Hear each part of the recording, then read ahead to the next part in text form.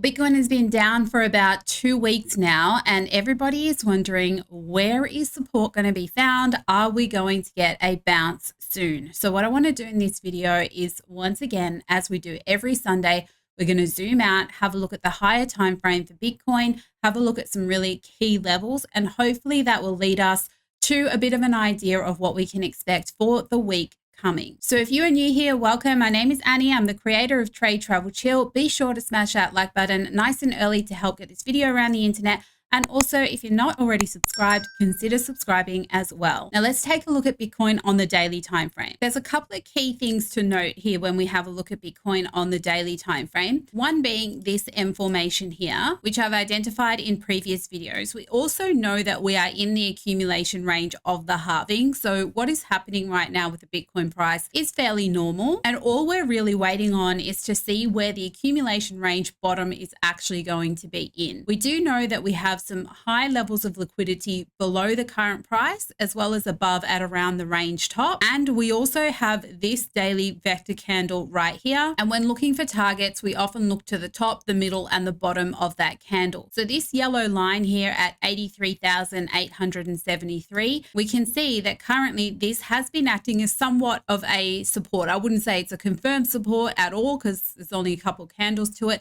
But at this point in time, the candles have not closed below that level. Now, during the week, we did also have a significant level of buy orders at 63,400. And you can see that this daily candle right here, that was the point that price went into. And at this point in time, we stayed above that level. But I want to have a look to see if there are any new high level orders, because those ones have been picked up now. And so they're no longer relevant. We also had orders at 60,925. We're going to take a look at the trading light heat maps in a second to see if those orders are still there. But before we get there, just note that we still do have this high level of liquidity down to about the 60,350 region. And if we break below that, there is another pocket between 53,450 to 57,500. And if we do come back into that range, it will be a retest of the only range low that we have in this accumulation range anyway. It'll also retest around the 200 EMA. Now, that doesn't mean that price won't bounce up first before it heads down into those zones. So for short-term trading, we shouldn't have a bias based off this, but what we can conclude at this point in time is that the macro trend is currently bearish unless it holds this level right here and we start to get some bullish candles that then change the market structure. So let's have a look at the buy and sell orders on Trading Light currently. Now, when I zoom out on this, there really is nothing that is majorly standing out. We don't have significantly high orders either above or below price. And the reason that I say that is if there were significant orders, it would present as a red line on this chart, as you can see prior here. And here there were some red lines. I don't have that on the current candle above or below price. The closest that I have is these light blue areas. And so below price, that is still the 60,925 that we spoke about. And above price, it's still 72,100. Now that to me is not really anything to worry about. It's only 476 Bitcoin worth of orders. I say only as if that's not a lot of money. It's a lot of money, but when it comes to looking at these levels for reversal signals, if price were to head up there, 476 is not usually a reversal kind of number. Now, this chart that I'm showing you is actually the Binance USDT perpetual contract orders. But what I want to do is have a look at the coin futures orders, because coin futures settles in the asset itself, meaning Bitcoin. So it's a little bit more significant, especially in a bull market, which we all hope we're still in at this point in time. People are wanting to accumulate Bitcoin over a stable coin, right? So the orders here usually mean a lot more in a bull market. And we can see there's a lot of red up here around the 73 to 74K region. We're so far from that we won't worry about that for now. What we want to worry about is what is closest to the current price. We also can see some significant orders here, 122K at 60,775. So that's not too far from the USDT orders as well. But let's zoom into what is closer to price, because that can act as a pivot for the false move week beginning. Just for those who may be watching me for the first time, the false move week beginning is a move that we see that happens out of consolidation, and consolidation tends to happen on a weekend. The point being to trap the traders into a trade during the weekend that doesn't hit their take profit, but also doesn't hit their stop loss. The market maker does it on purpose to get you to commit to open positions. And then when they come in fresh after their weekend, they hit those stop losses or the liquidations, and then they build their own contracts that way and move the market in the direction that they want. So this can help to give us an idea of some targets where that may happen. And what I'm seeing immediately below price right now is 63,700, and above price is 65,125. So I'm going to skip right down to the 1 hour time frame now. We're going to have a look at where those levels lie on our chart. Now, before we get into these levels, let's just go over this week's price action to see how it played out according to the model, because it was a very tricky week. And the reason it was so tricky is because we essentially had a 2-week downtrend, and we can see that here. So this would have formed the second peak of the M formation on the daily time frame that we spoke about. And we can clearly see our 3 level drops there that kind of started on the end of Friday on the 7th of June, and it took us into a whole bearish week last week. And so we were wondering if we were going to get a bullish week this week to sort of make up for it. Turns out that didn't happen. And when we have a look at what happened to open the week right here, this was our weekend trap price action, and the market opened with spikes to the upside. So that's to trigger pending long orders, trapped those long orders, and then it sent price right back down to below the weekend support to liquidate them. And we had a very, very strong bounce here right off the low of the week. Now that would have tricked us into creating a W formation. And there were many, many people in our Discord looking for this to see if it would be a W formation. But because we had been in such a significant downtrend, this was the type of case where it would be better to take a conservative entry on a long position than the aggressive entry. To explain the two, an aggressive entry, when you understand how to trade this model, is usually the second peak of the W formation, especially if you can identify trap traders. And the conservative entry is the retest of the 50 EMA after the breakout. Key thing that I just said there was, if you're going to take the aggressive entry, you would take it on the second peak of the W if you can identify trap traders. There were no trap traders here. This second peak, if it was going to turn out to be a W, was equal to the first one, which essentially is just called a double bottom. Now, sometimes they can play out and sometimes they don't, but the market only reverses when there are enough trapped traders. So if you can't identify the trapped traders, then you are better off in that type of situation to wait for trend confirmation, to wait for the change of the trend to be confirmed, and it gets confirmed with a 50 EMA retest. So now if you had waited for that at that period of time, you would have seen here that the 50 EMA in fact failed. So you would have saved yourself from a trade that didn't play out. And by understanding in what type of market conditions can I take an aggressive entry,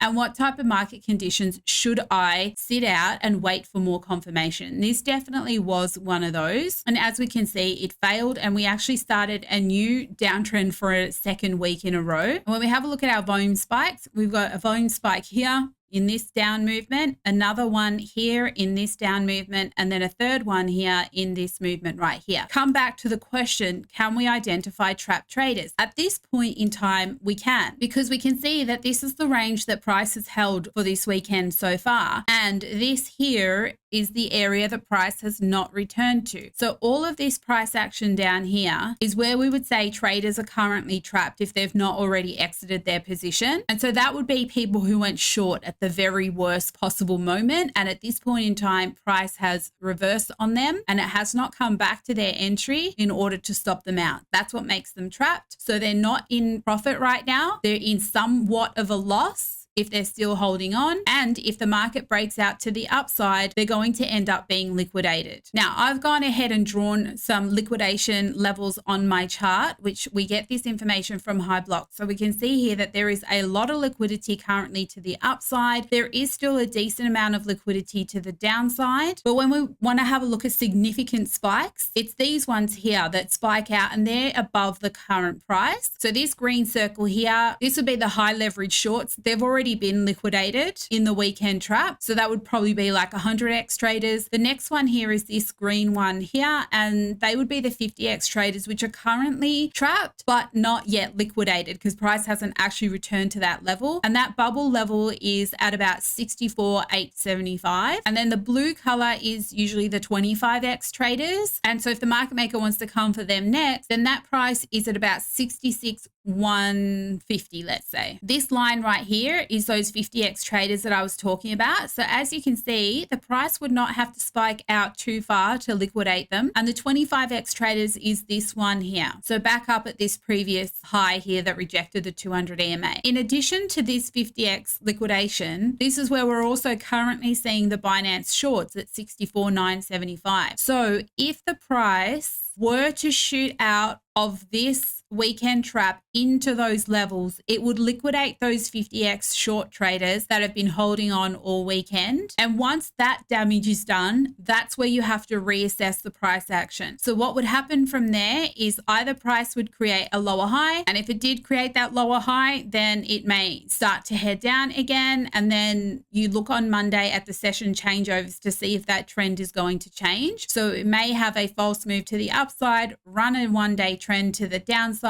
session changeovers, we either have continuation or we change that trend. That is one possible scenario. If we have the continuation, then we won't create this lower high here. We'll create a higher high, higher lows, and we'll keep going. And the next level to watch is going to be this high level right here. So now let's combine the technical analysis with the data. When we can see that the trap traders are below the current price, the current consolidating price, and then we go and have a look at high block and we can see that the larger spikes of liquidity are to the upside, then it makes sense that there will be some sort of a move to the upside to liquidate more people before the week's trend actually begins. And that is why I would say if price does break out of this consolidation and it does make its move to the upside, reassess the price at around the 64,975. Look for signs of weakness there because that's going to be a great area to open a short position. If you don't have the signs of weakness, then on a higher low, you could take a long position in the assumption that they're going to come for this next liquidity level next. And then at this level, you're reassessing the same thing. Is there weakness? Should I switch my position from long to short? If there's weakness, that's where you would do that. If there isn't weakness and the trend stays intact with higher highs and higher lows, then you would expect that it's going to come for some higher levels of liquidity as well. Now, the same theory applies to literally anything that you want to trade. So I will show you the liquidation levels to be aware of on Ethereum and Solana as well. Before I do that, if you are looking for somewhere to trade, be sure to check out Bitunix. I've been trading on there a lot lately. It is non-KYC and also no VPN needed to sign up. So you can use Bitunix anywhere in the world. And if you use the link down below in the description of this video to join, you will also get 25% trading fee rebate for life on all of your trades. And that link will also get you access to the free side of our Discord where you can get some of our written market updates as well as just hang out with the rest of the community learning this method as well. So let's take a look at Ethereum's liquidity. Now, when we have a look at this chart on Ethereum, it's like any man's game, really. Look at all of this liquidity below price. The spikes are massive here. This is where all of the longs will get liquidated if price were to head to the downside. We have the absolute same issue on the upside. So, you know, market maker is rolling in cash right now. It doesn't matter what way they send Ethereum, they're going to be making money. And that just means that we have to rely on technical analysis to give us a hint of which way it might go. So I've got some key levels based on that chart on Ethereum. And again, you can see here, it really is 50-50. So I'd be very, very careful of Ethereum. This is our weekend trap. It does look like we have a bit of a W formation here that happened on Tuesday last week. We've had a move up, a bit of a retracement, and that retracement got us trapped into the weekend. What we would be waiting to see this week is if this continues to play out. So if this does turn out to be the W and we've had our rise, we've had our retracement that got us stuck back into the weekend, we would expect a second level rise and then a third. So we'll have to wait and see if that whole formation actually does play out. But as far as a bias on this, I simply don't have one. I was waiting for 3,300 Ethereum. You may have heard me say that on my last video. We got very, very close. We got to 33.40, and that 33.40 will become the low of this week when the market does open. ETHBTC on the smaller time frames is interesting as well, because we've had this downtrend. We have this W right here that created the low of the week, and then we've had a rise, a retrace, and a rise. So that could be the start of a potential change in trend on ETHBTC, but it's a very low time frame change in trend. So I'm not saying that everything's shifting to ETH right now. Don't get too carried away. This could just be short term. And especially because if the two rises have already happened, there's really only one more to go.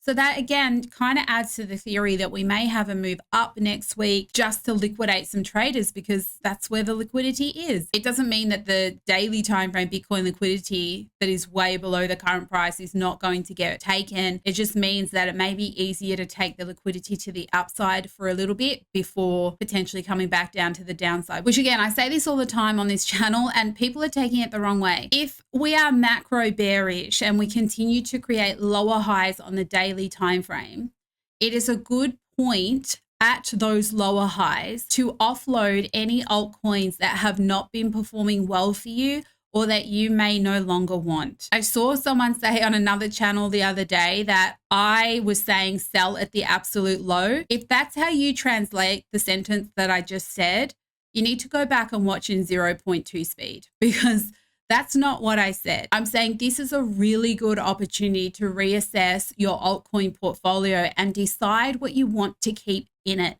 If you've been holding onto altcoins for the last year, 6 months, whatever it is, and they haven't been making you money, then any move to the upside that still creates a lower high on Bitcoin on a daily time frame is going to be the highest point, not the lowest point. It's going to be the highest point for you to sell out of those altcoins that you don't want. However, I have never made a suggestion for you to sell altcoins that are performing well for you, that are well and truly in profit, that you want to hold, that you fundamentally believe in. All of those altcoins, keep them. If you're able to sustain further downside in them because you bought in way, way cheaper, and even if Bitcoin does come back to 50K, let's say, your altcoin is still going to be in profit and you still believe that there is much more of the bull market to come, keep them. Keep them. That's not what I'm saying. I'm saying use this opportunity to get out of what you don't want or what is not making you money that you may regret having bought prior to now.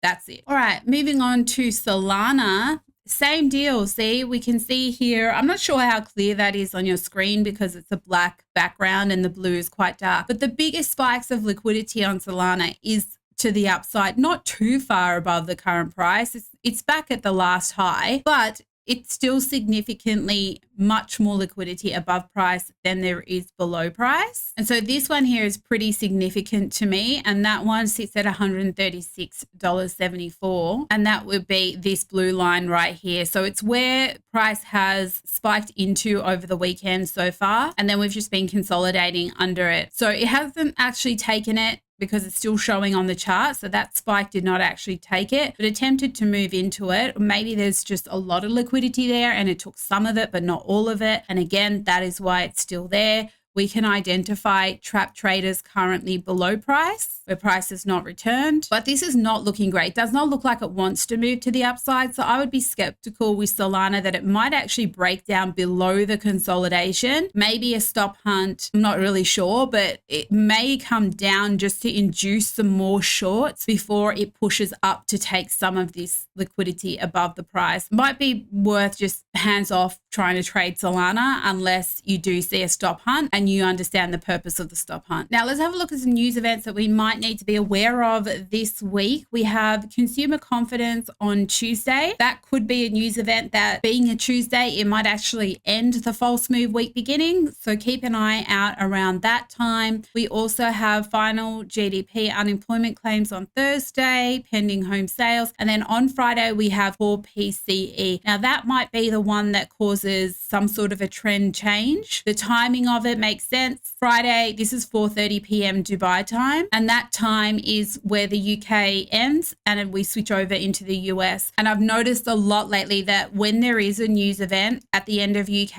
on a Friday, it is often used as the excuse to create quite a volatile US session on the Friday night. It's great for scalp trading. It's not a long-term trend reversal. Whatever move is made, it usually gets taken back. So if you're a scalper, Friday US session has actually become a pretty good time to trade, especially if the UK consolidates and doesn't run a trend. The quieter the UK session is on a Friday lately, the more chance you have of US bringing some volatility to give you just a short-term scalp trade to close out the week. So just be very careful this week. If there are moves to the upside, it is likely that they are moves just to take out any liquidity.